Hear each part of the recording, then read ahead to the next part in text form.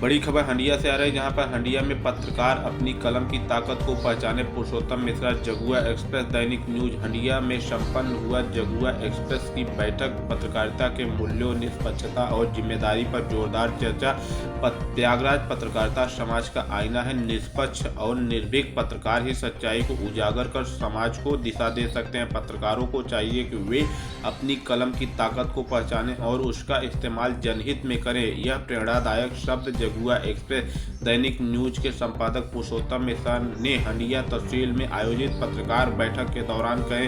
उन्होंने कहा कि पत्रकारिता सिर्फ पेशा नहीं बल्कि समाज सेवा का माध्यम है। पत्रकार अपने लेखन से समाज में जागरूकता, न्याय और व्यवस्था की भावना को मजबूत बनाते हैं। उन्होंने युवा पत्रकारों से अपील की कि वे सत्य को आधार बनाकर निर्भीकता से अपनी कलम चलाएं। बैठक में ब्यूरो चीफ भदोही राजेश गुप्ता ने कहा, पत्रकारिता लोकतंत्र का मजबूत स्तंभ है। समाज का दर्पण बनने के लिए पत्रकारों को निष्पक्ष और निर्भीक रहना जरूरी है। कलम की धार कभी बंद नहीं पड़नी चाहिए। ब्यूरो प्रयागराज राजेश मिश्रा और जिला रिपोर्टर विष्णु शंकर द्विवेदी ने कहा कि पत्रकारिता 24 घंटे समाज के हर तबके की आवाज़ बनकर काम करती है। आज के डिजिटल युग में सटीक, संतुलित और संवेदनशील रिपोर्टिंग की जिम्मेदारी और भी बढ़ गई है। पत्रकार सीबी बिंद ने कहा कि अब आम जन का भरोसा मीडिया पर सबसे ज़्यादा है, तो मीडिया कर्मियों को अपनी जिम्मेदारी को और भी गंभीरता से निभाना चाहिए। पत्रकार धर्मेंद्र सिंह ने कहा कि लोकतंत्र